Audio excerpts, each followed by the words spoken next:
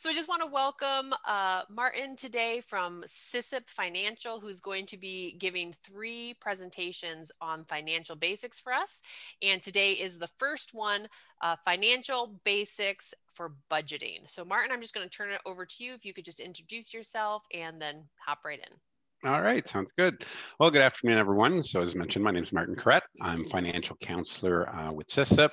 And today we're going to talk about budgeting and saving. So 2 great items that everybody loves, maybe not the budgeting, but definitely the savings part of it. So again, this presentation originally from the Financial Consumer Agency of Canada, FCAC, which is again a great organization that has so much information when it comes to personal finance. It's a really great resource. So go ahead. So things we're going to talk about today. We're going to learn a little bit about how to manage your spending, preparing a realistic budget, how to work with a budget. And although that sounds rather simple, a lot of people don't necessarily always know how to truly work with the budget the right way. A lot of us have 50% of a budget, and then we forget the other 50%, which is the really important part. And then we're going to talk about ways and tips on how to save money. And some of these things sometimes are really obvious when we see them or hear them, but we also tend to forget about them. So they're just good little reminders of things to look at and to think about. Now, along the presentation, if there's questions or anything along the way, certainly just put a comment in the chat box and I try to answer them as we go along. So some of the benefits about being financially literate, well, it's taking control of your financial future, helps you achieve your life goals, provide for yourself, your family, being a smarter consumer and reduce stress. Financial stress is a big one for a lot of people. Sleepless nights is just one piece of it. Creates a lot of anxiety, can create problems with relationships. So it's important to look at our personal finance because it can impact a lot of things. So first, we're going to start with a couple of quiz questions, just to give you a sense of the overall situation here when we talk about Canadians. So current average percentage of their income that Canadians save.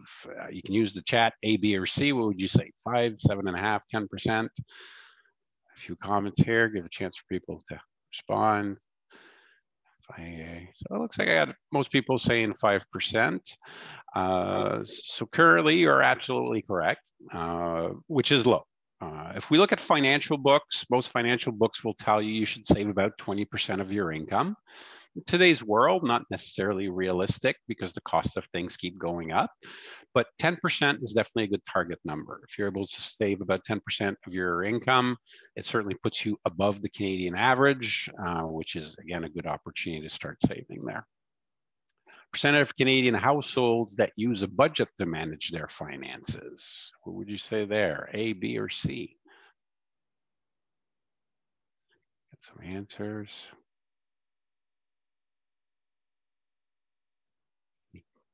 Option there. Got a couple, couple of B's, 46%. So 46. So we got some good people so far on the quizzes. Again, there's always the question of do you use a budget? And again, with my years of financial counseling, yes, people say I have a budget, and they do, absolutely. Income and expenses are there, but that's only half of a budget. So that's where we'll get to what is an actual full budget to talk about. The best way to plan for unexpected expenses is A, buy a lottery ticket every week, only have friends who will lend you money, or set money aside for emergency funds. So, I mean, A, the chances aren't great. B is nice, but they might not stay our friends. So therefore you are all correct. C is the answer. So putting some money aside. And when it comes to savings, really, the important key is when we talk about savings and putting money aside, a lot of times people think that, oh, that's got to be like, $100, $200, $300 a month. A saving is saving. The important part is, $20 a month is a saving, and it's better than $0 a month. Especially long term, that $20 a month will grow over time. So it's always better to have something than nothing. So even if it's $20 a month, then that's a good place to start. Oops, there we go. So here we go, budgeting. We're gonna jump into the meat of things. So as the latest survey, 93% of Canadians who have a budget stick to it. So it's a tool that as we work with it and we see the benefit of working with a budget, most people tend to continue with it. It is very useful information. It's about your personal financial situation, what money's coming in, what's going out. So that is powerful information.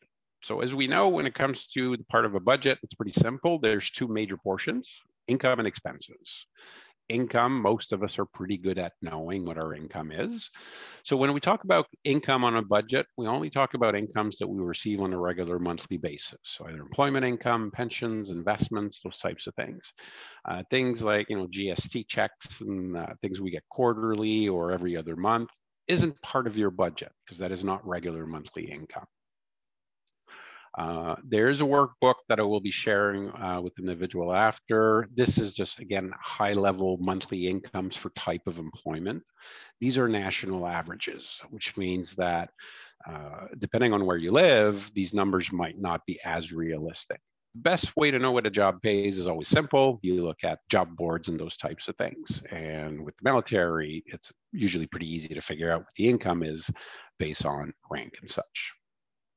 When we look at expenses, again, we have two types of expenses. So we have our fixed and variable. So fixed expenses, rent, mortgages, loan payments, anything that repeats itself on a regular monthly basis.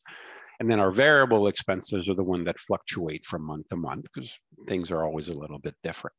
Most of us are always really good at knowing our fixed expenses. We know our rent or mortgage and the car payment, those types of things, because they tend to be larger amounts and we're really good with those. But we often forget about the smaller purchases of, Timmy's and coffees and snacks and lunch, where our perception versus reality doesn't unfortunately match often. So we think we only spend a little bit, but that's where some of our budget tracking comes into play to realize what we spend. Which again, by knowing this, will make our budgeting a little bit easier. Again, average expenses for type of expense for fixed and variable expenses. Again, these are just national averages, so they vary from individuals. And what's right for one person is not necessarily right for another. Personal budget is exactly that. It is personal. Everyone needs to make their own decision based on how they want to spend their money. As a financial counselor, a lot of times people would be concerned about me telling them how to spend their money. That is not my job. My job is to show people how they spend their money so they can decide if that works for them or not. Because we all have different priorities in life. But what's important is knowing how we spend our money, because then that empowers us to make decisions according to what our own reality is. So if you've never done a budget, first version you need to do is what we call a cost of living budget. So cost of living budget basically includes all your expenses of the things you absolutely need to pay for: housing, utilities, groceries, food, those types of things. Things like saving goals, little things like clothing or paying down debt comes after. Because we need to first look at that cost of living budget to make sure that that works. If that budget doesn't work to start, then we already have some things to work out before starting worrying about a savings goal. Savings goal is not going to work. So that's really our first step. So from there, once we create that budget, here's my income, here's what I believe my expenses are. This is the next part that most people forget about. It's this tracking of the spending, knowing what actually happens. It's easy for me to say I spend $300 a month on groceries, but is it true? The only way to know that is through tracking. A lot of ways to do tracking of spending in our days, keeping a receipt, the old school way of doing it, writing it down in books. A lot of people use debit card a lot, which is a way we can always go back to our bank account to see what the spending looked like. The challenge with some of those methods sometimes is we'll see a transaction and we'll see a dollar amount, but we don't know what it was. What was it for? Or it says Walmart. Well, was it groceries? Was it clothes? Was it a mix of both? So there's some dangers with credit card or debit card tracking techniques, because sometimes we don't always remember what it is. But it's about finding a technique that works for you to track your spending. And as we go through some of the information here, you'll see there's really not that much to track. So once we create our budget, we've got our income and expenses. We do the difference between the two. So surplus is where we want to be. That means there's money left over for additional things, saving goals, paying down debt and such. And then if we're in a deficit, obviously we need to look at our budget because things are not quite working as it is. So all this theory sounds good, but what does that actually look like? So here's a very simple budget form to show you how to work with that.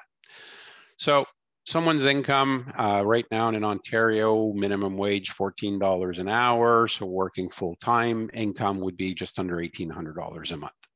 Say we have an individual renting a room, about $600 a month, $250 for groceries. They have a car, some fuel expense.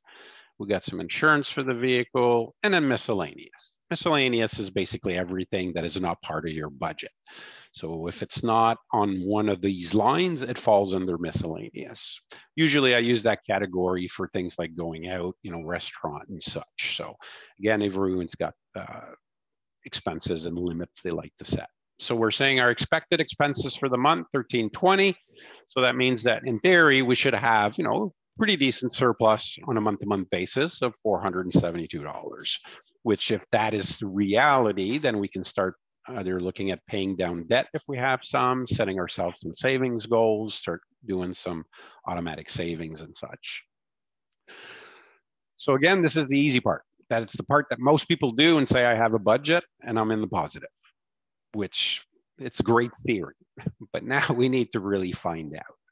Now, when it comes to doing our tracking, a much better way of doing it, because the old school way was you do it at the end of the month, you add all your expenses and see what happened, which gives you your information, but now you're working after the fact. The money's been spent. And if a budget is tight, that does not always work. And it also takes you an hour and a half at that point, because now you're doing a month's worth of information.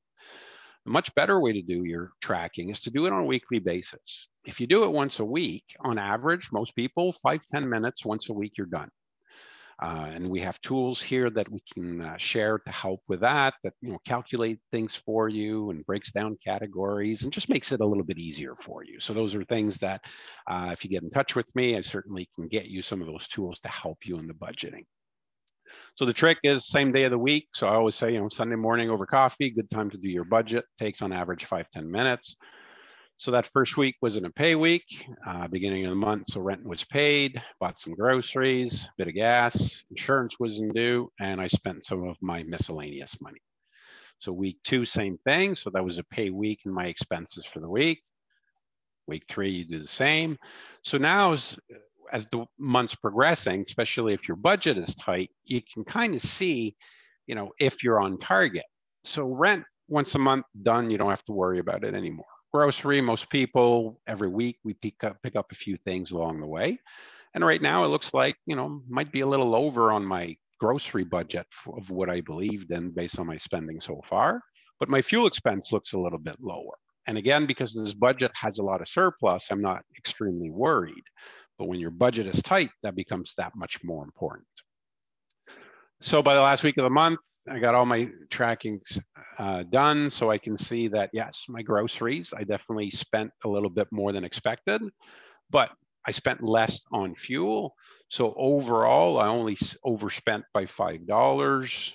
Again, this budget has a lot of room in it, so not a big deal. But when that budget is tight, and as we start adding more expenses, that's where that becomes very, very helpful. Now, normally it takes at least 3 months worth of tracking to get a good average as far as your spending goes, because this is just 1 month.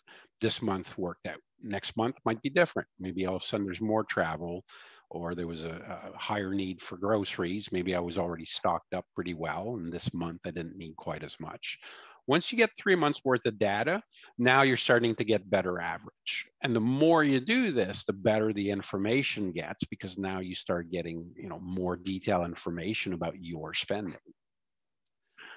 There's things that I often do not put in a budget. Again, it kind of depends on the individual. So things like gifts, for example, so birthday gifts and things like that. I don't have those expenses every month, but they happen. So my budget never has a dollar amount for gifts outside of Christmas, because that's a separate line in itself.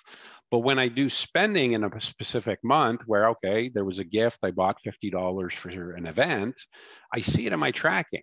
So plan is 0, spent was 50. Now I just know where that money went. And again, as we continue to do this, now after you've been doing budget tracking for a year, Now you know that, well, it looks like on average I spend $400 in gifts. Does that work for me? Or does my budget allow that for me? Or do I need to rethink my generosity? Because sometimes we have to. We got to work within the numbers. So that's the benefit of doing the tracking, is taking away the perception, really knowing where the money is going, and that's giving you information to really see, am I okay with this? Because again, there's no right or wrong. This is how I discovered that I was spending on average $300 a month at Timmy's, which I could afford, but I thought was ridiculous. I said, I can do something better with my money. So I changed my habits, decided to do things a little bit differently, brought down that spending and freed up money for something else that in the end was much more important to me than a coffee and a muffin. Right. So that's what this information gives you. And it's the data and the information you need to make these kinds of decisions. So this I always encourage people to do. Anyone I meet with, I supply with the tools to do so, because it really is the base of personal finance. It's very hard for someone to start creating, savings goals when we don't know what our cost of living is. The same way that I'll talk to people to say, I put $300 a month into savings. That's fantastic. How much is in there? Nothing, because I have to take it out every month because it doesn't work with the budget. So it's that feel good savings where we make ourselves feel good because there's a savings, but we keep taking it out. Therefore, that is not a saving. So it's just bringing us to that reality bit. All right. So managing our cost of living, being a smarter consumer. So 44% of working Canadians are living paycheck to paycheck. And again, it's probably a higher percentage than that because a lot of people don't have a budget, so they don't necessarily realize they're living paycheck to paycheck. But it is fairly common, we're waiting for that next pay to come in because we know the bills are due, or we got to go hit the groceries and we're just waiting for that paycheck. So again, the budgeting piece will help you manage that and take control of those finances. So some of the areas we're going to talk about, and some sound very simple, but again, is often an opportunity. Things like checking our bills, negotiating better plans. We're going to talk about little things like packing a lunch, and then looking at purchases like a home or car and those types of things. So the first one sounds rather simple, checking our bills, but there's a very high percentage of people that don't really check their bills. The bill comes in, they pay it. Unfortunately, companies make mistakes all the time. So it is important to look at what you are paying for, especially when getting new services. So, you move, you get, internet and cable and those things connected. They sold you on a great package, but next thing you know, you get your bill and they're charging you for things that were supposed to be free. So again, in most places, you give them a call. You're going to be on the phone for an hour, unfortunately, but they'll correct it and everything's okay. But if you wait 2-3 months to make that phone call, then a lot of times they're not going to go back 2-3 months. They're saying, well, you should have called earlier. So it is very important to look at those bills, again, to make sure that you know what you're paying for, making sure there's no mistakes, understanding when that payment is due, because most companies nowadays do charge late fees, which is not a lot, average $2 to $3 for a late payment fee. But again, that's something that could have stayed in your pocket versus having to pay it out. So again, understanding the bills that you're receiving. So again, sounds simple, but a lot of people do not do this. Negotiating better plan, that's definitely another area. Most of us have some sort of service somewhere between internet, cell phone, landlines, you name it, there's something out there. And whenever we sign up for a new product, usually there's always a great deal. We always end up getting way more than we wanted because, it made sense. It absolutely does. You're going to get the full bundle for half the price of what you just wanted anyway. Problem is those promotions eventually end, and next thing you know, now your bill gets really expensive. So again, part of step one of checking our bills, when we do, we'll notice when these promotions end. And at that point, it's the less fun part, but it's recontacting these companies to say, hey, my bill's getting expensive now. Like, I don't want to pay this much. And they always have some sort of new promotion to offer. Don't be afraid to play them against each other. And it's also kind of moving on to the new way of things. What I mean by that is if we go back 15, 20 years ago, especially looking at everything that's internet, TV, and those types of services. You had the big companies, the TELUS, the Rogers, the Bells. They had the best prices. But in the last 15, 20 years, we have a lot of these smaller third-party companies that came along, and they basically resell the service of the big guys for half to a third of the price. So again, depending on where you live, it's researching what is available in your area. Because a lot of times you can get the exact same service that the big guy is offering at a third of the price. So perfect example that I give is I was with a big company for internet, was paying almost $125 a month, and discovered this new small company in my area that basically resold the service for the exact same company, which cost me $55 a month for the exact same service. So again, it's just finding what's out there. So it costs you time in the sense of looking for what's available, what is out there, but that also saves you a lot of money in the back end by investing a little bit of time by doing some of those researches. Same thing with service bundling. Used to be very popular when our only options were the big companies, because yes, then you'd get up to 15% discount if you had multiple services with them. But now you can get some of those services so much cheaper somewhere else that bundling is not as popular as it used to be. The same way that a lot of people nowadays only get internet. Well, a lot of places, when you go and you just get internet, they try to offer you a phone line for free for the first year. They'll do voice over IP type of situation. And most people say yes, but usually after a year, now you start paying for it.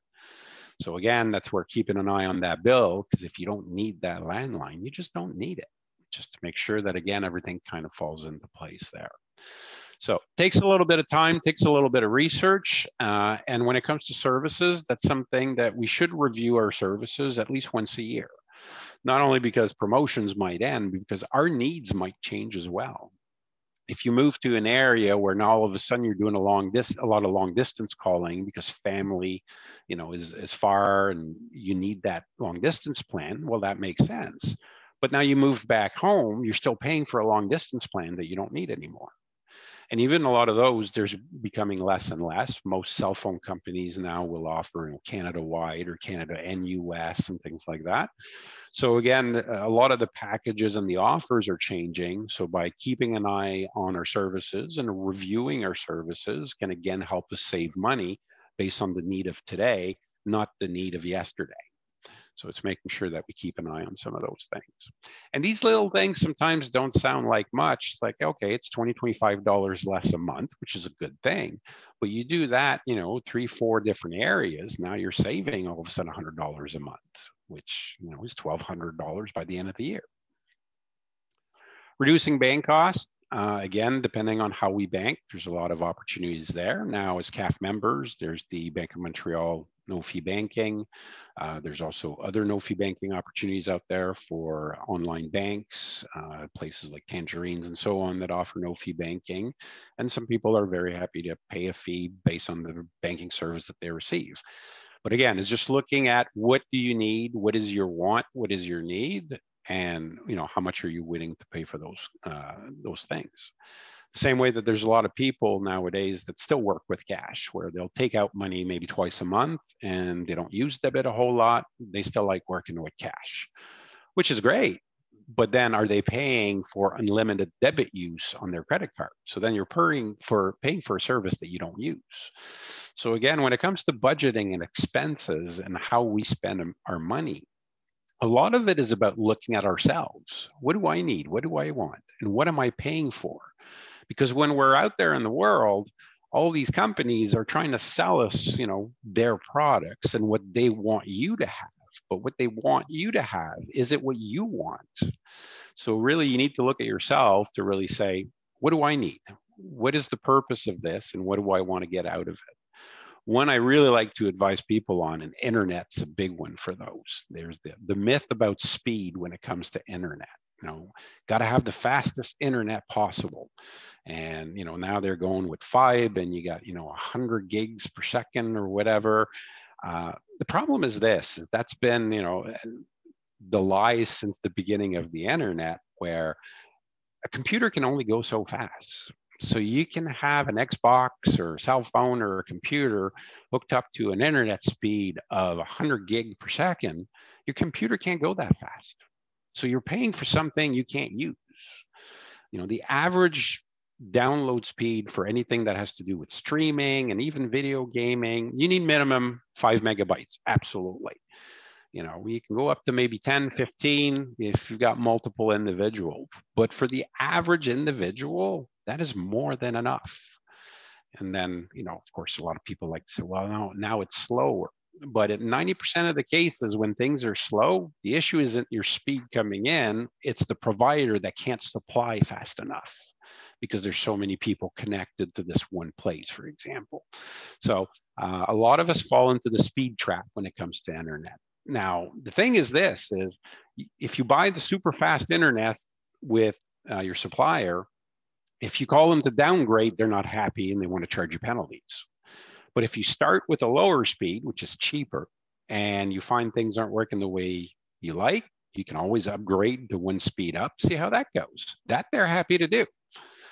So it's always better to start with what you think your base needs going to cover. If it's not enough, you can always upgrade. Companies love upgrading. But if you start at the top, they never like going down. Then all of a sudden you pay penalties for it. So something to keep in mind when you're looking at some of these things. So some banking tools that we talked about, Financial Consumer Agency of Canada, their website does not look like this anymore because they change it on a regular basis, but it's a really, really great website that has tons of information for both personal, retirement planning, commercial. You can compare every bank in Canada. What are their fees? What are the service that they offer? So especially when you're moving to somewhere new, what are my options? Where do I want to go? So it's a great tool to look at some of this information. Phone service is another area that a lot of people spend a lot of money. So landlines, a lot of people don't have them anymore, mostly cell phones.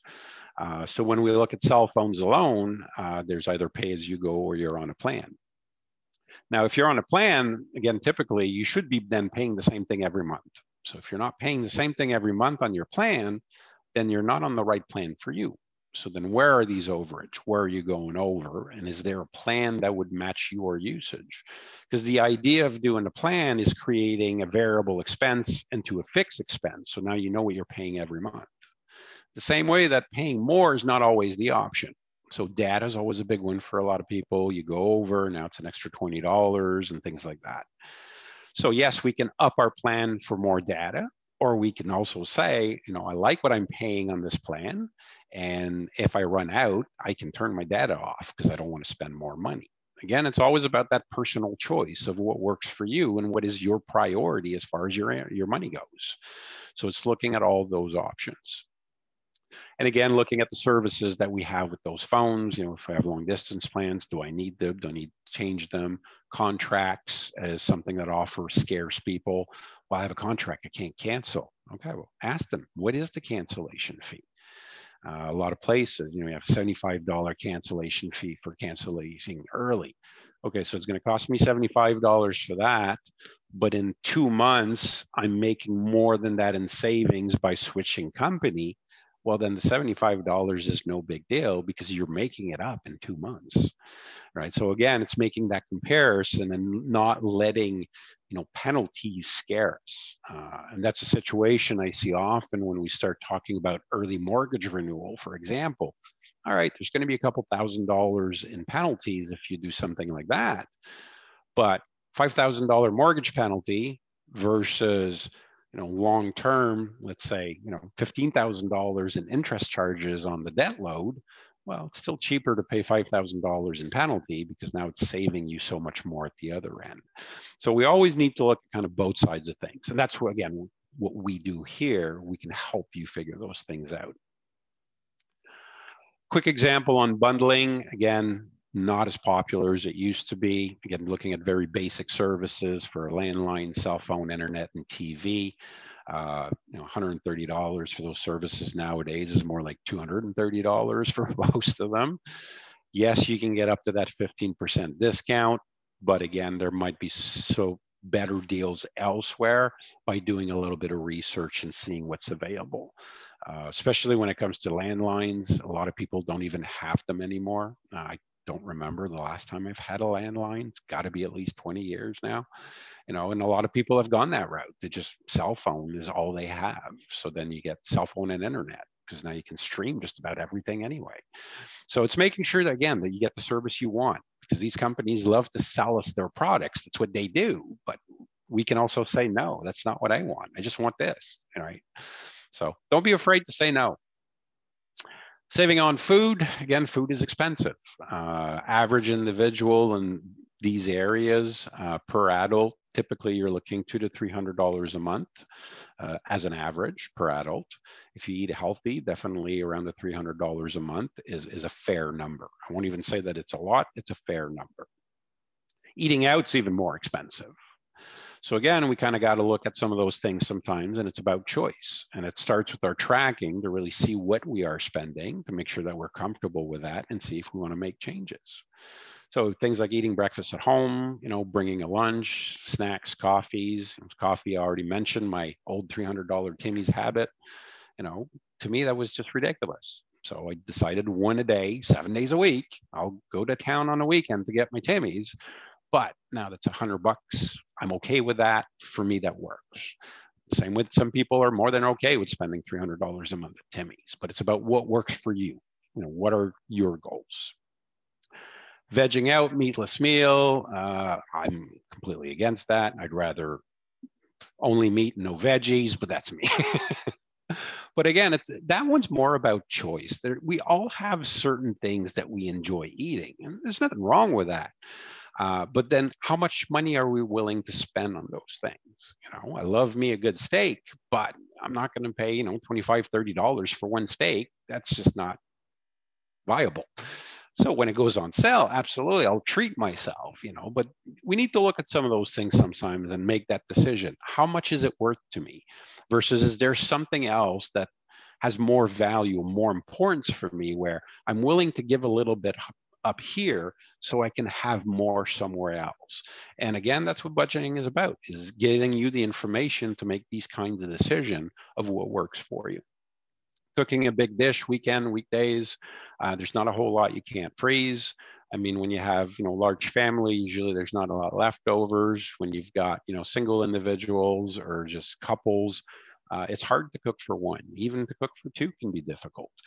But when you are cooking, it's just as easy to make a big batch of something, containers, throw it in the freezer. Now you got pre-ready meals. You can make smaller portions for lunches, larger portions for dinners. So not only does that save you money, it also saves you time. Don't feel like cooking. Well, instead of ordering out, you pull something out of the freezer, and 5-6 minutes later out of the microwave, you get a home cooked meal. And like I say, there's not a whole lot you can't freeze. And sometimes you make discoveries of certain things that you really shouldn't freeze. Shopping with a friend, discount markets, again, especially looking at places like the Costco's of the world and such. They are geared towards large families. Excuse me. So again, you don't need a case of something if you're single, if there's only two of you, because you'll have some forever.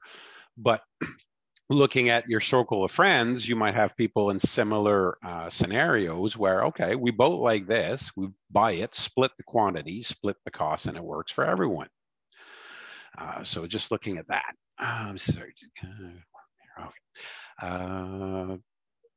Setting a budget and sticking to it. Well, first you got to track your spending. First, you got to find out what it is you spend. Make sure that you're okay with that number. And from there, the tracking doesn't stop, because then we need to continue tracking to make sure that we stay within what we want to stay within. Every month's a little bit different. You might go a little bit over 1 month, a little bit under the next, and that's okay. But you got to be able to kind of set some of those guidelines for yourself. But it's really about finding out reality, confirming that it works, and from there, the tracking, unfortunately, does not stop. Now, when it comes to tracking groceries, I always caution people, though, because again, depending on where you shop, so you can do groceries at Walmart and Superstore and those types of places where yes, you can buy food, but you can walk out of there with a wardrobe, TV, and you name it. So when you do that tracking, it's good to be careful to separate those items that really don't belong under grocery, just so you don't inflate your grocery bill. Because otherwise you might go, oh, we're spending way too much on groceries, we need to cut back, when in reality, there's a lot of additional purchases that just don't belong there. So do be careful on that one, not to inflate that one. Last but not least, bring a list. Don't shop in an empty stomach. Absolutely true.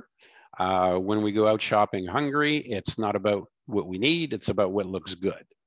And when I started doing my own personal budgeting a while back, I realized that it was absolutely true. I'm the worst person when it comes to doing grocery shopping. I usually always do it on the weekend. I go in the morning. I have not eaten. And I used to overspend on grocery constantly because I was hungry.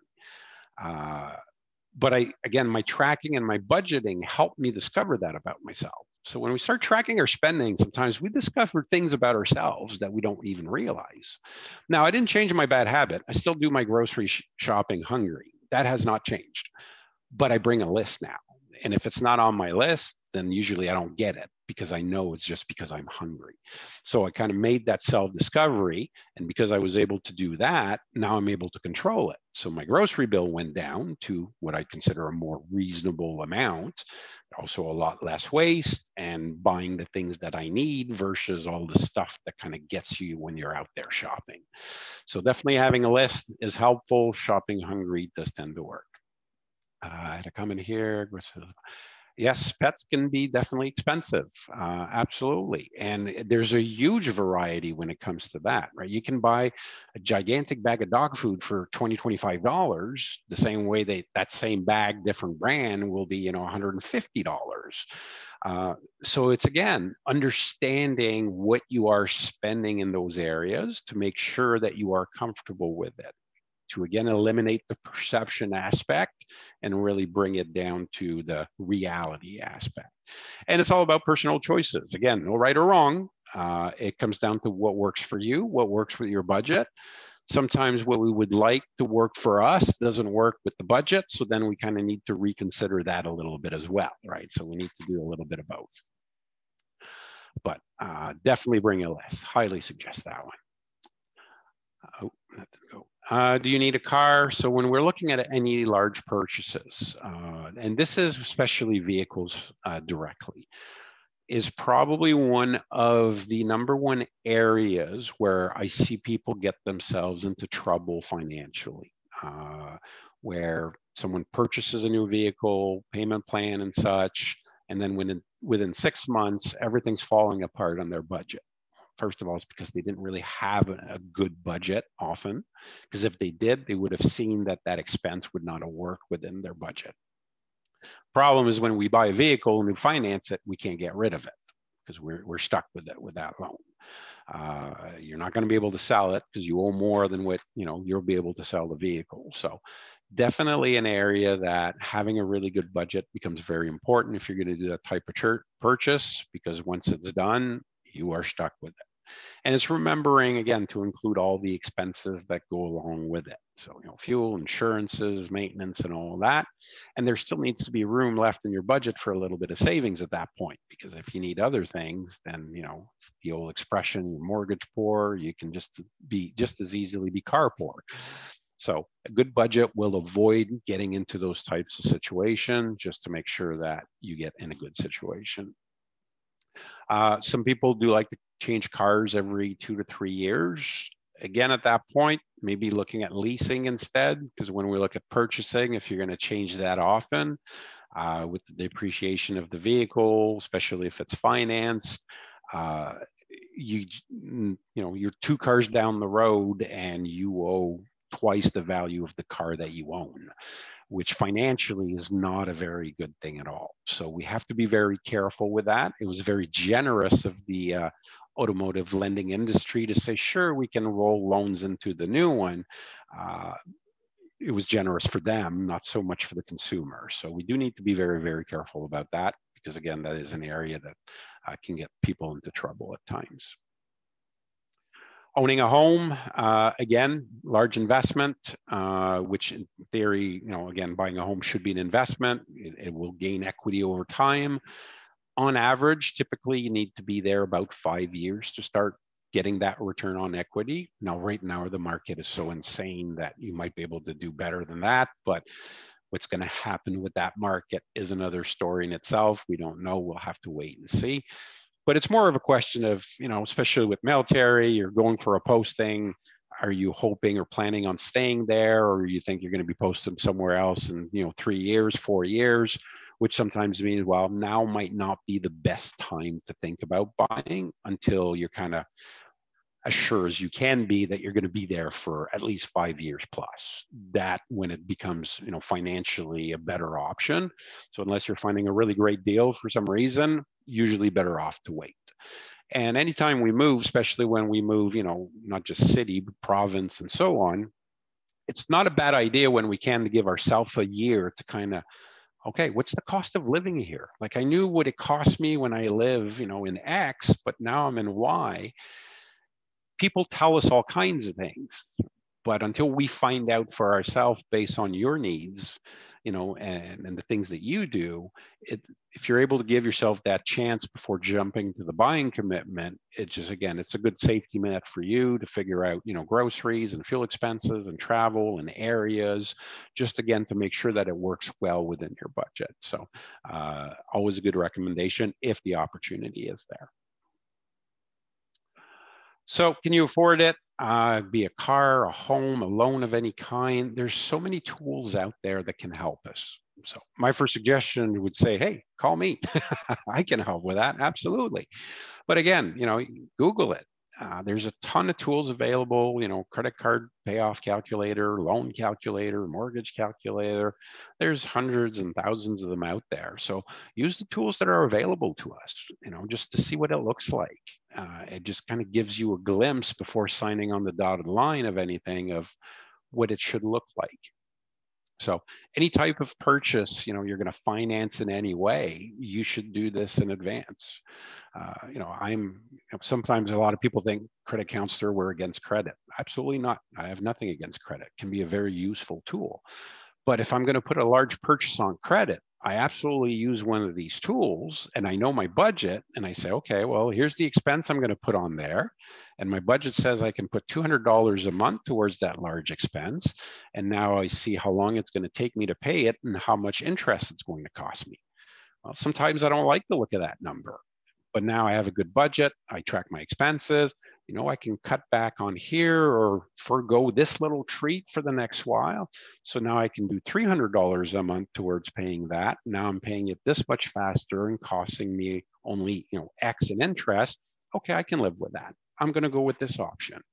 So it's using the tools that are available to make that education decision of really knowing what the end cost is going to be, because that's the part we forget. And that little interest every month on that credit card statement sometimes doesn't look like much, but if it's going to take 26 years to pay it off, it starts to add up along the way. So by using these tools, it just lets us see it right away. Couple of examples here, just to put numbers to what some of the things we're talking about. So we talked about saving on food, for example. So someone taking lunch 3 times a week on average would save $5 a day. So that's 15 a week, 60 a month, $720 by the end of the year. So now if you bring lunch 5 days a week, you save that much more. Transportation, again, looking at, depending on what the options are, taking transit, car and such can save you some money. Cell phones, pay as you go versus monthly, given it depends on the need.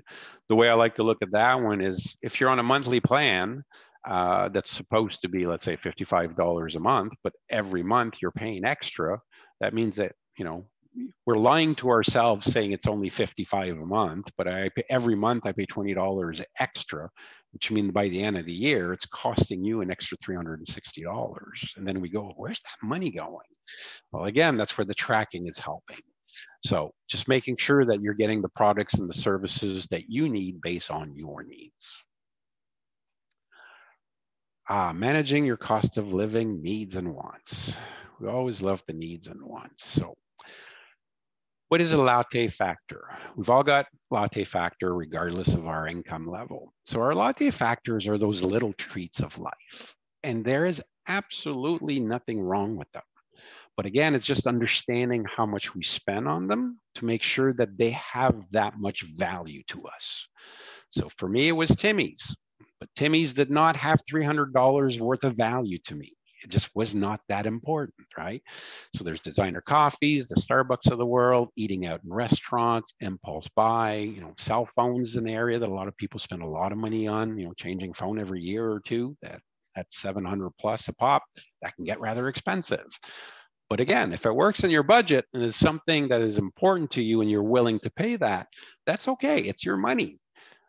But again, it's just understanding what those expenses are. So we all have these, and there's absolutely nothing wrong with them. But like I say, it's about understanding the spending and is it worth that much to you or not? Because sometimes we realize that, well, maybe it's not that important to me.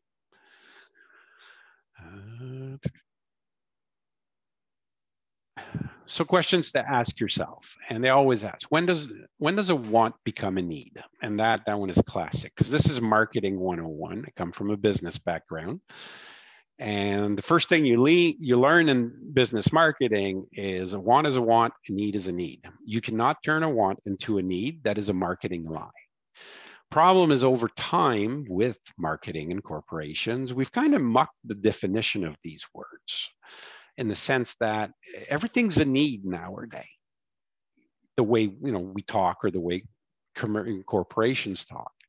So if we look at the true definition of these words and their origin, so a need is something you need to survive. That is when we use the word need. So housing, food, some clothing, I will say some, those are things that are needs, absolutely.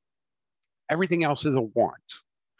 And the problem with the word want nowadays is, again, the word's been manipulated. When you say you want something, it's almost a bad word nowadays. It's like, oh, you're greedy, you want things. Well, no, wants are normal. It's okay to have wants. But there's a very big psychological effect, between the use of those words. Because when we say I need something, it's about justifying. It's a need. So therefore I have to buy it. I need it. When I say I want it, now you're able to just, kind of look at it, say, I want it, I'd like it, but I can't afford it, so I'm not going to get it right now. Maybe I'll create a savings plan to get it or whatever. So there is a lot of power in words. So using the words the way they were meant to be used actually impacts our spending patterns. So and I love bugging some of my friends with this, and I'm very, very much believe in the power of words. So, friends will say, oh, I need that. And I'll tell them, you don't need it, you want it. Same thing. It's not the same thing. It is different. So when you start looking at things and you're buying, and be it for yourself, friends, children, especially kids, teaching them the difference between want and need. You say, I need this. You don't need it, you want it. There's a difference. So a need, something we need to survive. Everything else is a want, and there is absolutely nothing wrong with wants. Everybody has them. Okay? Then we got to look at what motivates us to buy. Again, everyone's a little bit different. We all have triggers, things that tend to get us to spend money for whatever reason. It could be advertising, friend, peer pressure. It depends on what that guilty pleasure of yours is of figuring that out. I always give personal examples because it's easier. So I'm a big geek. I'm a comic book guy. There's not a comic book shop in the world where I cannot find something to buy, guaranteed. But I know that about myself. So if I go into a comic shop and I know I don't want to spend, I leave my wallet in the car, because I know myself that I will buy otherwise. It's just, there's going to be something. So when it comes to our spending habit, a lot of it is about discovering ourselves, knowing what triggers us, what's those little things. Because when we find those things, then it's up to us to control them and figuring out a way around it. A lot of people usually tell me, well, you can just go back to the car and get your wallet. Sure, I could, but I'm way too lazy for that. So again, it's just understanding what works for you. For me, that's a little trick that works. So it's finding those little tricks that work for you on little things you can do to help yourself spend less. Stories about people freezing their credit cards in a block of ice and things like that. And for them, it works, and that's okay. Again, it's finding what works for you. Does the urge to buy die the next day? So that's the old, impulse buying. So a lot of stores position things in certain areas, and you went out, you're going to buy one thing, and then you end up with 5 at the cash register because you just saw them along the way. It's nothing you need; they were there, and we just kind of impulse buy. Usually, the justification, especially when it comes to clothes and things like that, it's on sale. Okay, that's great. It's on sale. But if you don't need it, you're still spending money on something you didn't need. So it doesn't matter if it was on sale or not. So when it comes to impulse buying like that, give yourself time. You see something there, ooh, that's pretty, I want to buy it. Nothing wrong with that. Don't get it right away. Go home, think about it. 90% of the time, the next day, people are not willing to go back to the store to get the said item. So if we're not willing to go back to get it, we didn't want it that bad. If the next day you're still thinking about it, yeah, that was a really pretty sweater, really want to go get it, it was a good deal, it's not an impulse buy anymore. Now you've thought about it, you've decided that, yes, consciously, I'm going to go back and I'm going to make this purchase because I want it. Okay. Now it's conscious, it's not impulse. You've had that time. Like I say, 90% of the time, people are not willing to go back. Do your purchases make you happier? So it's the old shopping therapy. Having a bad day, going to go to my favorite store and I'm going to browse. We never say I'm going to go buy. I'm just going to go browse. And we browse and we buy because it's the buying that makes us happy because now we got something new. And usually later that evening or the next day, now we feel guilty because we know we spent money on something we probably shouldn't have. So now I'm not feeling very good again. So because I'm not feeling very good again, I'm going to go back to my favorite store and browse because it makes me feel better. And now I'm buying again. And for some people, it is a challenge. It actually happens. So then all of a sudden, when you're able to see that pattern in yourself, now you got to say, oh, okay, yeah, I'm doing that. How do I change that? Can I find something else to do instead of go browse my favorite store? Or I'm going to go to my favorite store, but I'm not going to bring my credit cards or money or anything because I just want to go look. Now you can't buy because you didn't bring anything.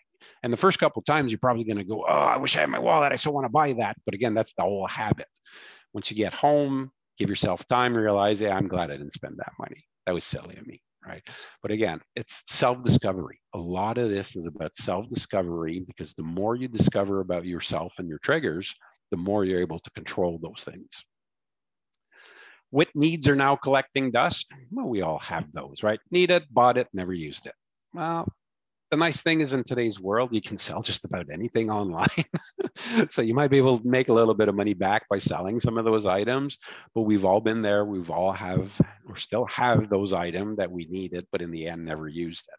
What kind of goes back to the need versus want use of the words.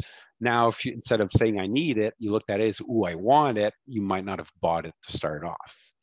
Or might wait for the right time that now you know that it's there. And when you actually do need it, then you can go and buy it. So again, it's just looking at those things. Last but not least, there's always a choice portion of personal finance. It's what can you learn to live without? And that's the personal choice bit. What is your priority? What is more important to you? I can spend all of my money on all these things and that's okay. But then I don't have anything left for savings or bigger plans, or I can go without certain things that are wants, not needs, that I can live without, which now I have more money left over, which means now I can have some savings, which now I can buy something bigger and better that's that much more important to me. Unfortunately, human nature, again, it's normal. We want it all. Everyone's the same. That's normal. We're all the same, but we can't have it all. So it is part of the choice piece of figuring out, what's going to work for me. What is my priority? What do I want my money to do for me? Right. So we are in control, and it all starts with the budget to put yourself in control to see where your money's going. So you make sure that you are okay with that spending. So we talked already about the impulse buys. Like I said, just, for some people, just going into a store to browse, just there's no such thing as browsing. So it's recognizing those things the same way that I've met people that, every time they go online, Amazon, eBay, or whatever, they always order things, or Kijiji and those types of places. Oh, okay, that's great. You just told me the problem. Stop going on those sites. Right? But again, it's understanding our triggers. Yes, online shopping makes it very easy, but it's again looking at need versus want, and having a budget of, can I afford to do this shopping? Paying cash, again, debit tends to make us spend more because we don't realize it. Now, before this whole pandemic thing, that was always a big recommendation, because to use cash, especially for our miscellaneous spending, because that's an area we have a hard time to keep track of, because you don't want to count every coffee or snack you bought at the corner store and so on. So one of my saving techniques I always offer is to use cash instead of debit. So if you say that your spending money for the week is, let's say, $50 a week, well, you put $50 in your pocket at the beginning of the week, and now you just follow the money. If you run out before next week, then in theory, you're done. That's it. No more coffees and snack, because you've spent your allowance. If you didn't spend it all next week, you take your 50, I had 5 left. Hey, this week I got 55. Maybe I can treat myself to something extra. Again, it is a way to make the tracking easy, because at that point, you don't have to keep receipt for all those little purchases. You just follow the money. Now, for a while, no one wanted to take cash, but that's reopened up quite a bit. But we do need to be careful with debit, because again, it's so easy, and it doesn't feel as real. When you give someone $20 versus when you just hit tap on a card, one feels more real than the other, right? Because it doesn't show us our bank account balance reduce every time we make that purchase. If it did, we might look at it a little bit differently. Just every time you make that purchase, you'd see your balance go down. It might discourage people to spend, but there's a reason why banks don't do that, right? But again, it's finding tricks that work for you. Some people have a challenge with credit. Well, okay, if you find it hard to resist using credit because you have it, don't bring the cards with you. They're for emergency, then you don't need them with you on a day-to-day basis. Some banks can be rather generous with the lines of credit that they offer. If it's more than you want, all you need to do is call them and ask them to reduce those lines of credit. I call that protecting ourselves from ourselves. It's like, if it's there, I might use it. If it's not, well, it limits the potential damage. It's also protection if something ever happens, your car gets stolen and so on. Yes, you have protection, but it still limits, some of the potential problems there. So, and if the bank's willing to give you that much, and at some point you need it, then you should be able to call them at that point, and they'll increase it for that specific need. But having too much credit out there under your name doesn't benefit you either. So again, it's just about keeping a good balance. And again, as I was saying, when it comes to impulse buy, just give yourself a chance to think about it, sleep on it. If you really want it, you'll go back and you'll get it. But at that point, it's not considered an impulse buy anymore. Probably the biggest thing when we talk about budgeting, tracking expenses, seeing the results, and then talking about changes, the key is baby steps. Again, human nature, most individuals, we do not like change. People are set in their ways. We have our habits, and that's okay. There's nothing wrong with that. So when we start looking at our budget and our expenses, and we make discoveries, and now we want to start changing things, if we try to do too much too quickly, usually that's a recipe for failure, because it's just too much change for us. We give up, we stop tracking, we don't like it. It's like human resistance. So take your time, look at one area, work on that one, do some changes, whatever it is, you're trying to achieve. See the results. Oh yeah, I've got a little extra every month now. That's working, and I'm staying within this amount. That is encouraging. Okay, where else can I do this now? And then you work, in another area. It's not a race. What's important is the outcome. So it's important for you to take your time and adjust to those changes, for you to get comfortable with them, where all of a sudden the change just becomes now nature, and then it gives you opportunity to work on other areas as you see those results. So And that covers the budgeting area of things. So I will stop sharing. And any questions, comments, areas you might be curious or I didn't touch quite on or more explanation or anything?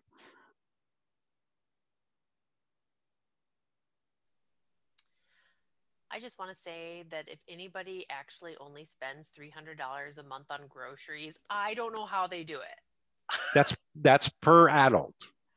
Well, that's a little better, but No, that is per adult. wow, because I remember going to a budgeting session with a SISIP representative once where the lady said for my husband and I we should only be spending 400 a month. That would be on the low end for two I've adults. never, I can't, even with my like strictest like list that I take with me and I have my meals planned out. I mean, I'm telling you, now granted, when I say groceries, I'm including like what I get for the pets and my toiletries and things like that. But still, it's way more than it's When just we a lot talk, more. yeah, when we talk about grocery shopping, things like, toiletries, toilet paper, cleaning products, I usually include in the grocery because most people get them there. Uh, Pets, I tend to like to separate because there's such a range when it comes to that expense that can definitely throw things off. Uh, but again, it depends, right? You can eat for $200 a month for a single adult, depending on eating habits. If They I might not eat be the like craft greatest dinner, habits, yeah, like say, like if I eat craft dinner every night, sure, but but definitely, typically, 250 to three is closer to, again, depending on habits and such. But that makes me uh, feel a little better. Thanks, Martin. Because I yeah, was like, how do the people do it? 300 a month for two people? That's crazy. 300 a month for two is low. Yeah. Absolutely, I'd say 4 to 6 to me for two would be more normal. So what, Martin, I wonder what's your take on like, and I don't even know if this has anything to do, but what's your take on like things like extended warranties? Like versus pay repair as you go. Like what do you That's a tough one. It's a very okay, personal one, okay. and I think for me, my personal opinion, because that's what I can give you on that one, is it depends on the products. I mean, some things, where there's potentially a higher risk of, breakdown or where depending on the price, it might be worth it. So thinking like, washing machine, dryer, those types of things. Sometimes if the price is right, it makes sense. There's other things that I see them as just pure money grabs where it's almost cheaper to, I don't know, get an extended warranty on a printer scanner. Nowadays, you buy one for $100. What's the Right. point of an extended warranty, right?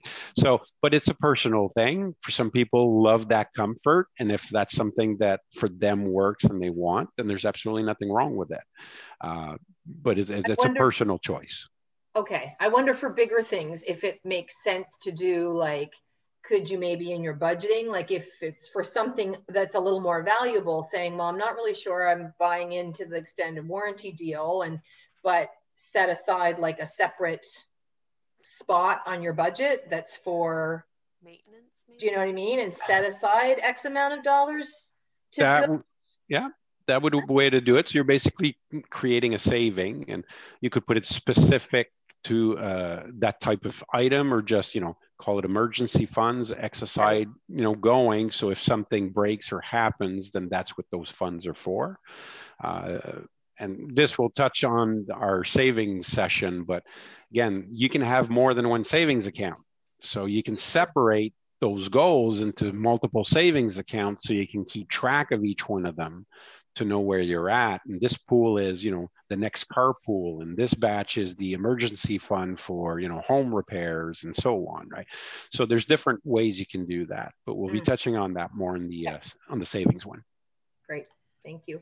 I would totally agree with that, Martin. Like, because I feel like that savings for the and what you just were describing is budgeting.